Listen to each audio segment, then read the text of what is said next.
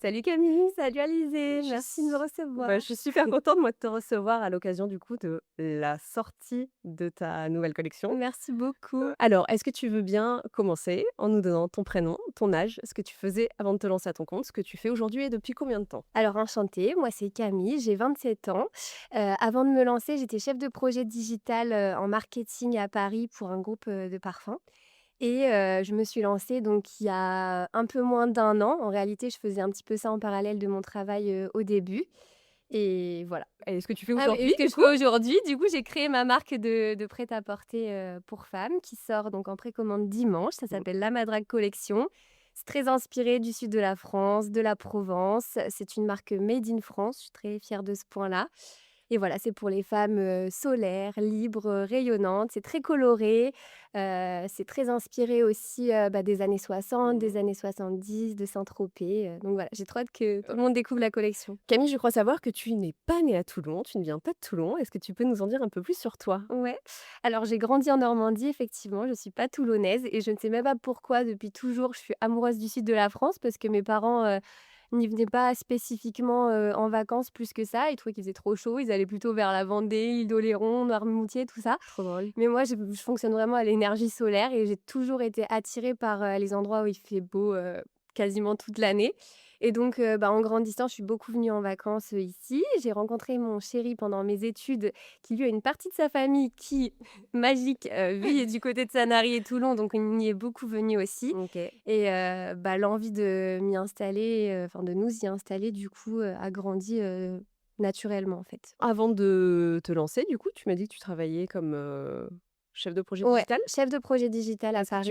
Est-ce que tu veux nous en dire plus? Je m'occupais des parfums Chloé, donc toute la stratégie digitale, l'implémentation des campagnes, donc que ce soit pour, les lancements de nouveaux parfums ou les Mmh. campagnes d'animation, donc fête des mères, Noël, la Saint-Valentin, et cetera et c'est vrai que, j'ai passé des très belles années, hein, dans cette boîte. J'avais des super collègues.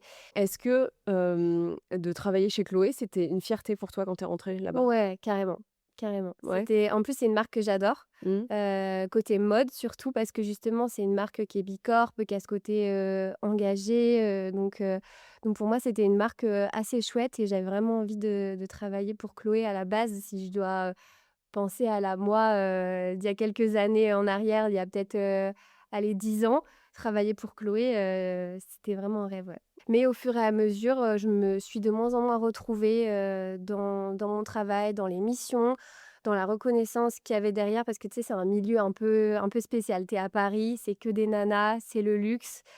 Tu mélanges un peu tout le cocktail ou parfois c'est pas hyper, Ah c hyper sain. OK. La sororité, je trouvais qu'elle était pas vraiment présente. C'est plus en mode, je te dis pas tout, voilà, je veux plutôt, Un peu vicieux un parfois, peu quoi? vicieux parfois, exactement et donc en fait, j'ai commencé à réfléchir à l'entrepreneuriat un peu comme un échappatoire à ce travail qui, au fur et à mesure du temps, des années, surtout sur la dernière année, commençait un peu me décevoir et donc voilà, j'ai commencé à dessiner parce que moi je dessine à côté. J'ai toujours adoré, la mode, j'ai toujours adoré, comment s'habiller ma grand-mère, aller dans son grenier, regarder les pépites, qu'il peut y avoir et donc j'ai dessiné à côté, j'ai imaginé cette première collection et je me suis dit un peu sur un coup de tête, «Viens, on fait un business plan, on regarde, heu, comment ça marche de lancer une marque. Est-ce que ça pourrait, me rapporter? Est-ce qu'il y a des ateliers, que je pourrais trouver pour produire cette collection en France?» Et du coup, je me suis renseignée, j'ai trouvé des ateliers. J'ai commencé à m'entourer aussi d'une modéliste parce que moi, je sais coudre, mais le but, c'était pas Oui, de de tout faire faire toi? une production de mes mains, enfin Oui, voilà. oui, Puis bien en plus, sûr. j'avais vraiment envie de commencer avec un stock de départ parce que pour moi, fonctionner avec juste une pièce, prendre des photos et voir si ça part, ça te met dans une dynamique où, si ça se vend pas, c'est pas grave. Alors que si tu as déjà lancé et mis de l'argent et que tu as Investi un généré peu. du Mmh. stock, il faut bien que le stock, il parte. Mmh. Donc ça te met dans une dynamique où il faut vendre, il faut trouver des moyens de d'écouler le stock, de trouver tes clientes. Est-ce que tu as douté avant de quitter ton poste, qui était quand même un poste un peu prestigieux? Ouais, mais en fait, j'étais arrivée à un point où non, c'était vraiment un cri du cœur de partir. Donc je suis assez impulsive comme personne, donc quand j'ai une idée en tête, je l'ai pas ailleurs. Donc je me suis dit: «Non, mais je vais tant pis, je vais démissionner, je vais tenter l'aventure. J'ai 27 ans, si je le fais pas maintenant, je le ferai peut-être jamais».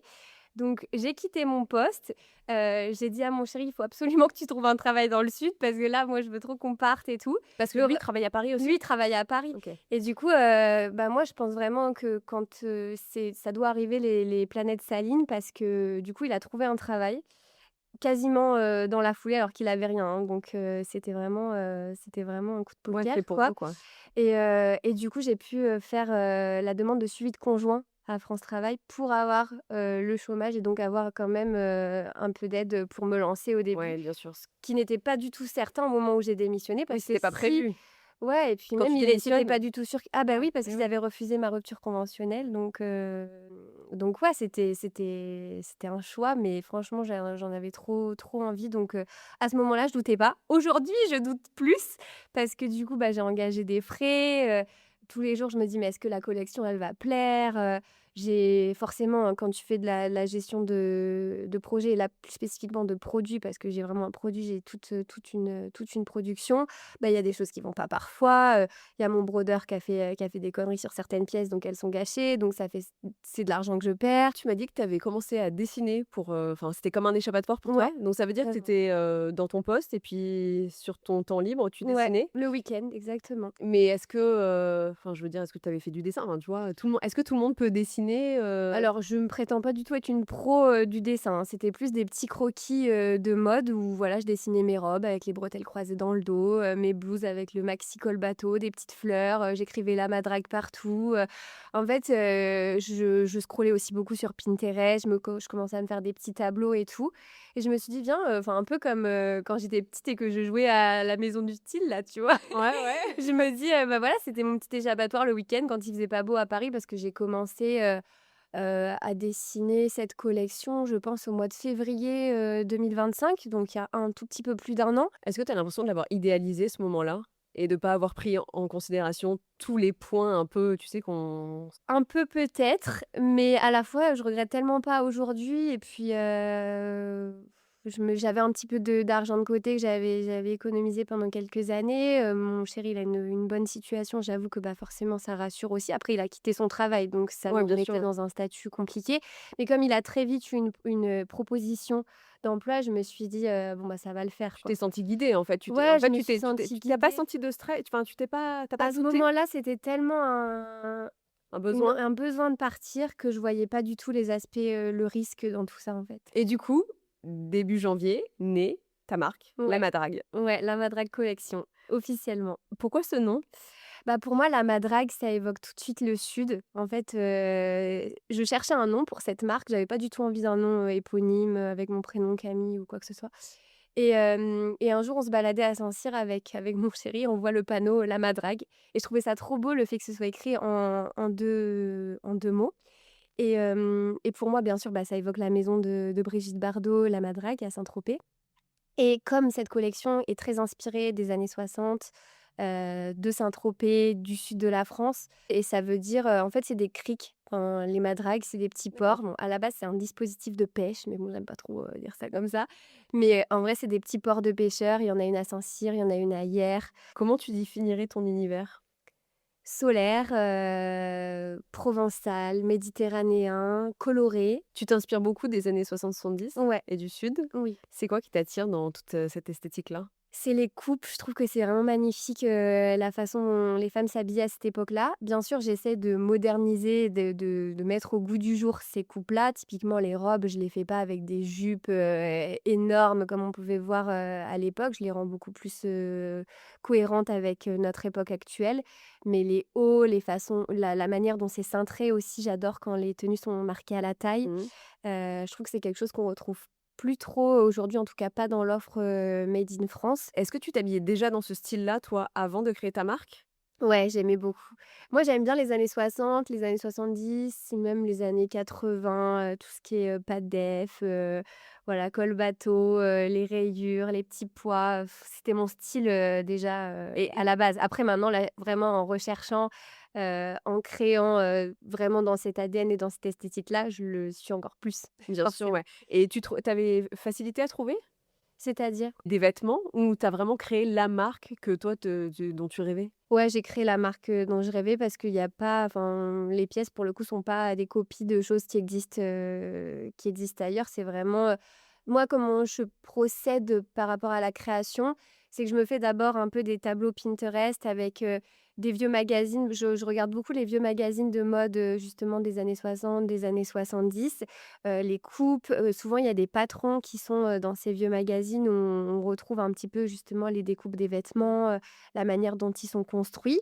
Après je regarde aussi beaucoup, d'images, d'inspiration, de motifs et cetera. Je me fais des petits boards et après je dessine justement ces fameux croquis où, quand j'ai tout imprimé, ben, je reprends par exemple le col bateau d'une blouse que j'aime bien, mais avec, la coupe, d'une autre et Mmh. donc c'est comme ça que je construis des pièces qui sont uniques et sorties de mon imagination et puis après, le choix du tissu, il vient dans un deuxième temps où là, je vais beaucoup dans les petits, marchés provençaux.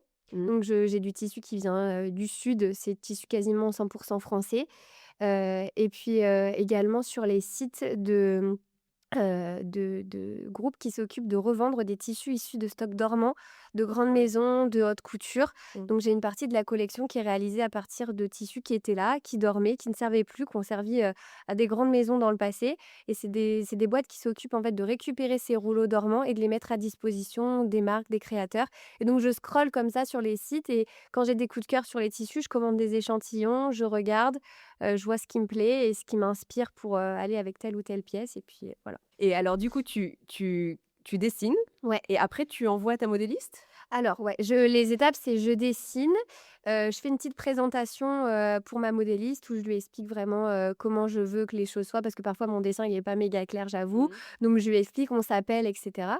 On discute vraiment de la collection. Elle, l'avantage c'est qu'elle est vraiment, et ça c'est super chouette, elle est passionnée aussi par ces époques-là. Ah ouais. Donc elle regarde, les Avec films attention aussi, et elle tout quoi. regarde, ouais, elle aime beaucoup, cet ADN, là, même pour elle, pour s'habiller, elle se crée ses vêtements qui sont aussi, pas mal inspirés, des années 60-70 et puis ensuite, ce qui se passe, c'est qu'elle va réaliser les toiles de cette collection. Donc là, c'est Mmh. quand mes dessins vont commencer à prendre vie sur un tissu, très peu onéreux, qui est un peu un tissu Oui. brouillon, une toile, juste pour voir le tomber. Donc là, je remonte à Paris pour essayer les premières toiles.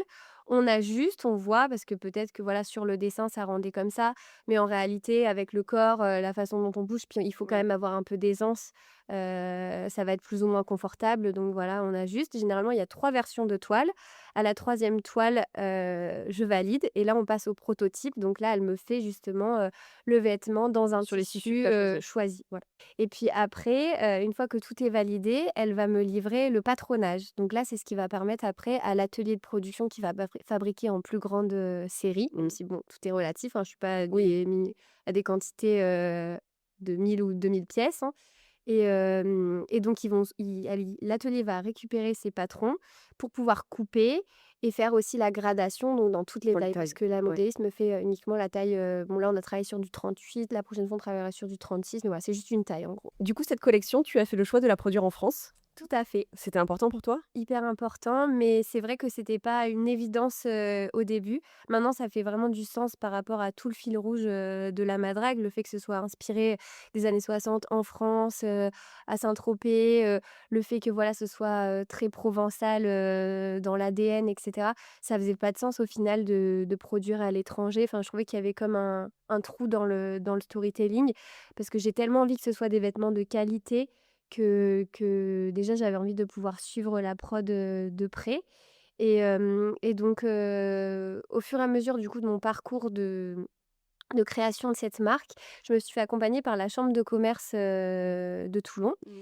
et c'est là-bas qu'ils m'ont dit: «Mais en fait, pourquoi tu regardes pas en France?» parce qu'à la base j'avais plutôt mon idée de produire en Europe, D'accord. soit au Portugal, soit en Italie et j'avais des tarifs qui étaient plus intéressants. Ce que j'allais dire, on sait que les tarifs, dans l'Europe, Portugal, Italie, Voilà, c'est quand même moins cher généralement qu'en France. exactement. Mais je me suis dit: «Attends, c'est ta première collection, tu vas envoyer de l'argent, en Italie, au Portugal. Alors oui, tu vas y aller, 1 fois, 2 fois et tout, mais tu vas pas pouvoir y aller, tous les 4 matins non plus par rapport aux frais, Mmh. d'avion et cetera. Donc tu vas faire confiance à quelqu'un sur place qui parle pas ta langue, où voilà, et potentiellement, il peut y avoir des problèmes d'incompréhension et cetera. Tu as jamais travaillé dans le milieu de la mode, je pense que c'est mieux que tu restes en France, déjà d'un point de vue praticité et suivi, Ouais. pour pouvoir te déplacer plus facilement à l'atelier, échanger avec, les couturiers, le responsable d'atelier et bien faire comprendre, ce que tu veux. Puis en France, on a quand même ce savoir-faire, qui, que je trouve on retrouve pas forcément dans notre pays, que j'avais envie de mettre en avant. Donc je me suis dit: «En vrai, ça fait tellement de sens» et donc j'ai cherché un peu, des ateliers partout. J'ai prospecté, dans la région, j'ai prospecté à Paris. Puis finalement, mon choix s'est tourné plutôt vers Paris par rapport, au prix et par rapport à la qualité aussi de fabrication, les retours que j'avais eus, et cetera. On voit souvent le côté créatif quand lors de lancement d'une marque, mais beaucoup moins le reste. Qu'est-ce qui t'a le plus surprise, toi? Ouais, c'est vrai on voit surtout le côté Tu vois? Parce créatif, que là, moi, quand on tu met m'en en parles. avant sur les réseaux tout un ADN, toute une histoire parce qu'on a envie que la marque, ce soit pas juste une marque, mais que ça évoque, voilà, moi j'ai envie que ça évoque le sud, les Mmh. vacances, être Et pieds nus sur la plage, Et puis quand ouais. tu m'en parles, moi, je te vois en train de dessiner, tu vois? Avec ta Oui, modéliste, tout est beau, tu ah vois? ouais, ouais. Enfin, qu'est-ce qui t'a le plus surprise, toi, dans Je cette, m'y ou attendais tu t'y parce que attendais je pas, je me peut-être? doutais qu'il y avait quand même des galères, voilà, liées à la gestion de projet, mais c'est vrai que c'est pas du tout rose tous les jours, hein. Il y a beaucoup, de fichiers Excel, avec, calculer ses marges, calculer ses coûts, être derrière, son site, Shopify qui plante, toutes les 2 secondes où, tu modifies une ligne de code, le truc il marche plus, il accepte pas que ça change, donc voilà, ça me prend des heures, des journées entières, c'est pas très créatif, juste d'essayer de mettre en page, 3 lignes sur mon site.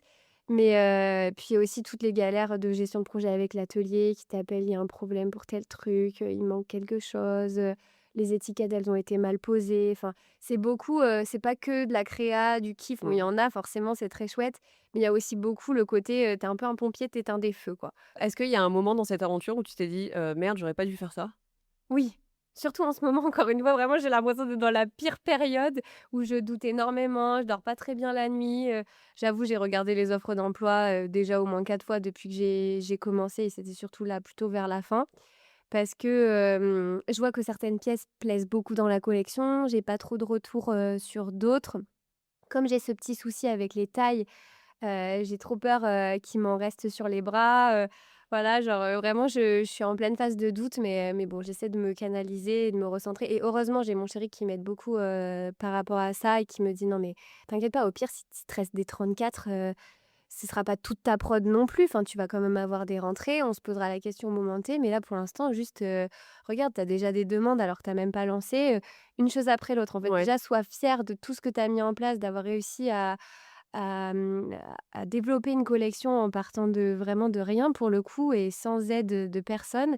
Juste avec toi qui allais chercher, tes subventions et tes idées et d'essayer d'aller démarcher tes prestataires et no stress, on verra plus tard. Il me dit: «Je suis là dans tous les cas, on n'est pas à la rue, demain». Parce que moi, 2 doigts, vraiment je suis en mode, va falloir qu'on déménage, qu'on prenne un truc plus petit et tout. Enfin, vraiment, je commence à me poser 1000 questions alors que Sorti. c'est même pas Mais sorti, après, tu c'est vois? hyper bien d'être Et encouragé, d'être soutenu ouais, ça aussi. c'est Ça, c'est hyper hyper important. important, ça m'apaise et ça me redonne de la force et tout.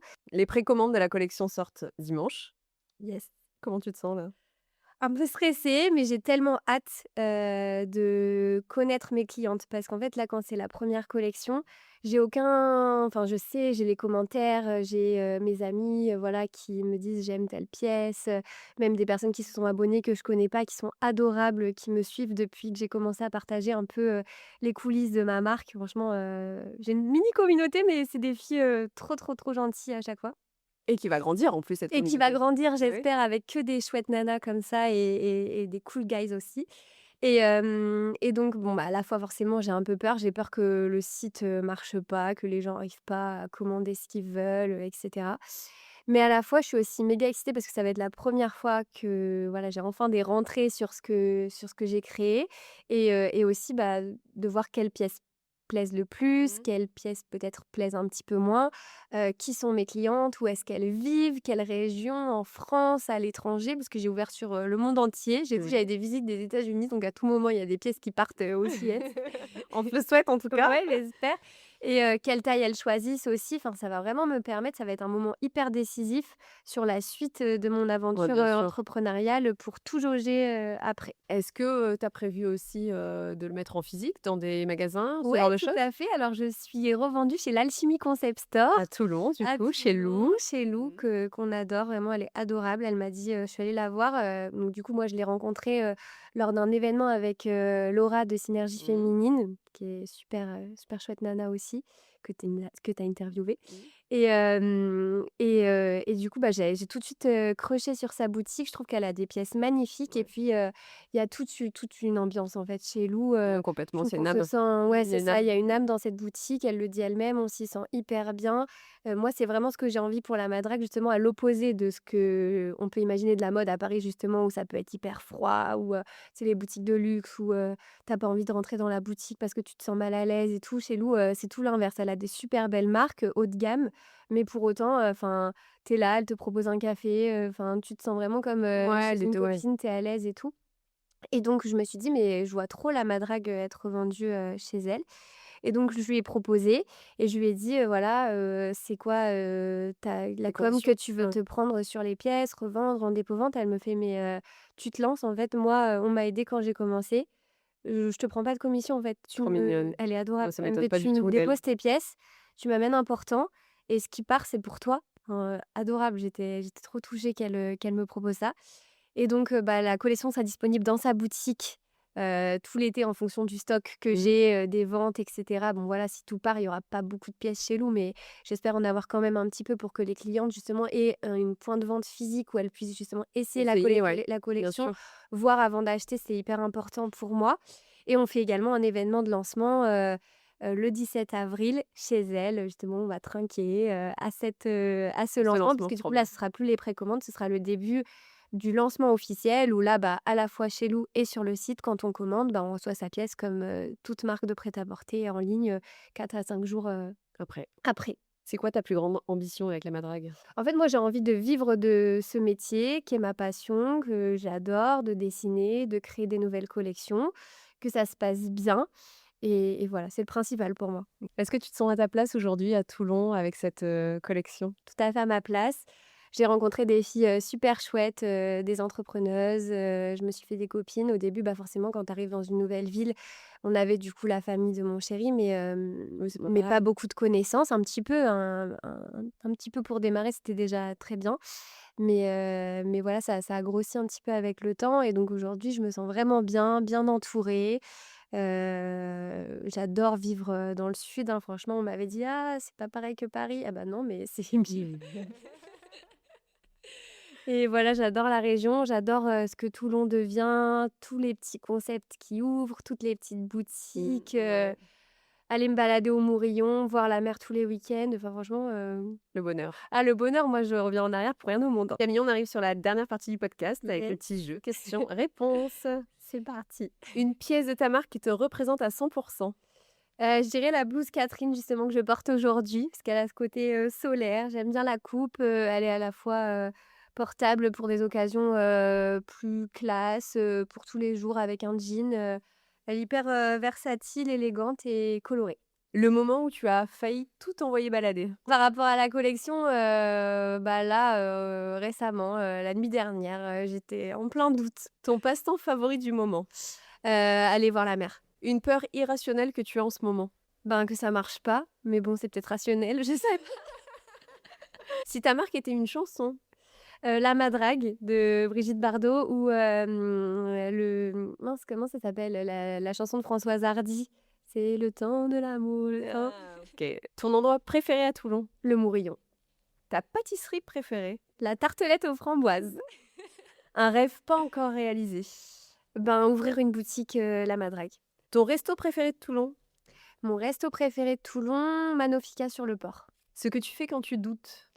Quand je doute, j'essaye de me recentrer, d'éliminer les pensées négatives et de sortir, m'aérer l'esprit, d'aller voir la mer encore une fois. Si tu pouvais habiller une femme, connue ou pas, ce serait qui? Je dirais Laetitia Casta, parce que j'aime beaucoup son style, ce qu'elle représente et puis voilà, c'est une fille du sud aussi. Le truc le plus galère que personne ne voit en lançant une marque? Les galères de prod. Et si tu devais tout recommencer, tu changes quoi? Faire attention aux coûts de départ, surtout des pièces, enfin faire attention aux coûts de production par pièce. Moins me faire avoir par le fait que voilà, je sois une jeune marque. Paris ou Toulon? Toulon, c'est direct. La Madrague dans 5 ans, elle est où? La Madrague, elle est toujours à Toulon, j'espère. Et j'aimerais beaucoup avoir une boutique en centre-ville, peut-être d'autres. Et potentiellement avoir une boutique bureau. J'avais ça en tête où je me disais que voilà, moi aussi, comme j'entreprends, bah, je suis aussi chez moi, seule, voilà. Et donc, d'avoir à la fois le côté, bah, proximité avec ma clientèle, avoir, voilà, une personne qui soit, dans la boutique disponible pour aiguiller les clientes, mais que je sois aussi là, donc derrière dans mon bureau à travailler sur la partie marketing et cetera, mais que je puisse aussi de temps en temps aller les conseiller directement. J'aimerais beaucoup que ce soit un peu comme un espace, showroom, boutique, bureau, voilà, à Toulon. Et enfin, quelle est l'entrepreneuse que tu aimerais voir au micro de La Toulonnaise?